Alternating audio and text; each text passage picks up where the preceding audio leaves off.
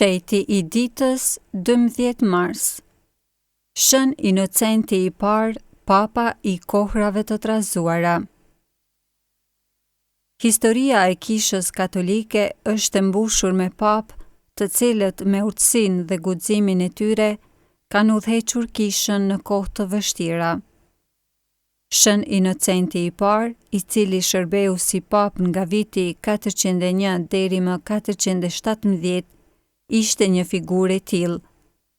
Ai jo vetëm që drejtoi Kishën në një periudhë të trazuar për perandorinë romake, por gjithashtu mbrojti pastërtinë e doktrinës katolike dhe forcoi autoritetin e papës si udhëheqës shpirtëror i gjithë Kishës. Inocenti i parë lindi në Albano, në rajonin e Lacios në Itali.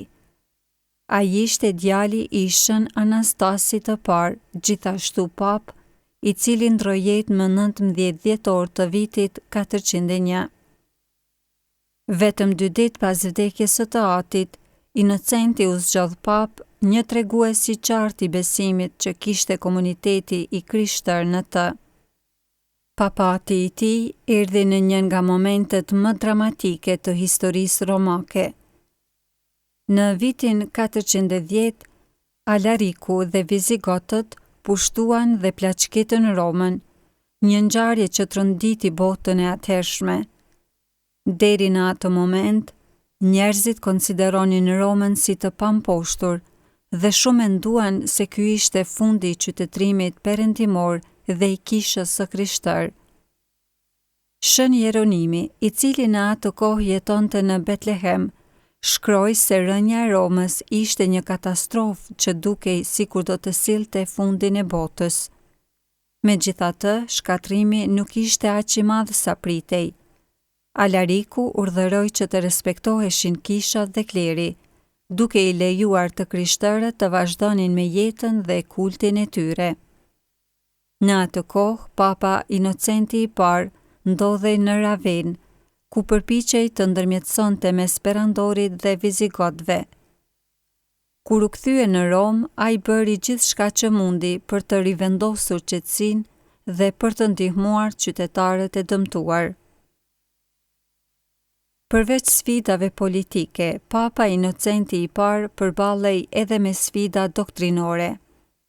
Në atë kohë, Pelagji, një murg britanik, po përhapte një mesim të rrem që mohonte nevojën e hirit hyjnor për shpëtimin e njeriut. Sipas Pelagjit, njeriu mund të arrinte shetërinë vetëm përmes vullnetit të tij të lirë, pa ndihmën e Zotit. Kjo ishte një herezi që binte ndesh me doktrinën katolike, sipas së cilit hiri i Zotit është i domosdoshëm për shpëtimin.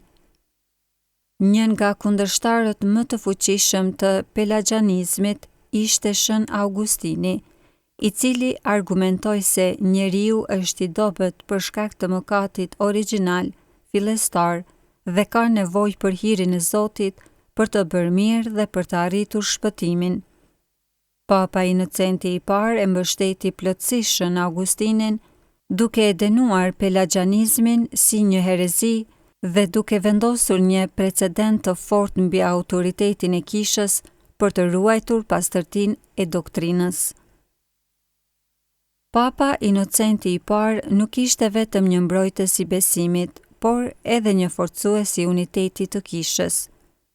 Ai dërgoi letra drejtuar kishave të Kartagjenës, Galisë, Spanjës dhe Ilirisë, duke u kujtuar atyre se duhet të jenë në unitet me selinë e shenjtë në Rom. Ai theksoi se Papa është autoriteti më i lartë në Kishë dhe se të gjitha çështjet doktrinore dhe disiplinore duhet i referohen atij. Një shembull i qartë i këtij autoriteti ishte ndërhyrja e tij në konfliktin në lindje, ku Shëngjon Krisostomi apo Gojarti, patriarku i Konstantinopojës, u përball me përndjekjen nga perandoresha Eudoksia dhe armiqtë e tij në Kishë. Papa Inocenti i parë e mbështeti fuqimisht Shëngjon Gojartin, duke dënuar ata që e kishin dëbuar padrejtisht dhe duke kërkuar restaurimin e tij në selin patriarkale. Papa Inocenti I parë ndroi jetë më 12 mars të vitit 417 dhe u varros në varrezat e Poncianit në Rom. Jeta dhe veprimtaria e tij la një trashëgimi të jashtëzakonshme për kishën. Forcoi rolin e papës si prijes I të gjithë kishës, duke kërkuar që të gjitha vendimet e rëndësishme të kishës të ratifikoheshin nga Selia e Shenjtë. Mbrojti ortodoksinë e besimit, duke dënuar pelagianizmin dhe mbështetur mësimet e Shën Augustinit mbi nevojën e hirit të Zotit. Ndihmoi Romën pas plaçkitjes së vizigotëve, duke dhënë shembullin e një bariu të vërtetë shpirtëror në kohë krizash. Mbështeti Shën Gjon Gojartin dhe mbrojti nga padrejtësitë e perandorisë. Mesazhi I Shën Inocentit të parë për botën e sotme. Sot, jeta dhe veprat e Shën Inocentit të parë na mësojnë disa mësime të rëndësishme.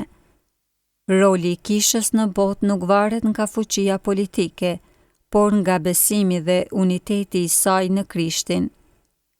Edhe kur Roma u rrëzua, kisha mbijetoi dhe vazhdoi të rritet.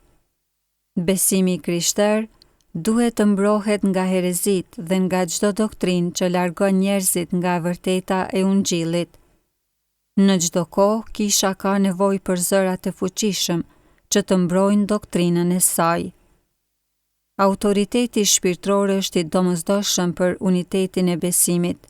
Siç e tregoi Papa Inocenti I parë, uniteti me Selinë e Shenjtë ka qenë gjithmonë një mbrojtje kundër ndarjeve dhe konfuzioneve doktrinore.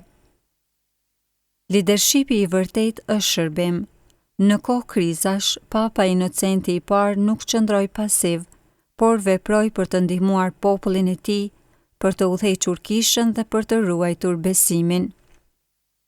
Në një botë që shpesh përballet me sfida të mëdha shpirtërore dhe morale, Shën Inocenti I parë na kujton se e vërteta e Krishtit dhe qëndrueshmëria në fe janë ngurthemelet mbi të cilat ndërtohet një kishë e fortë dhe e qëndrueshme.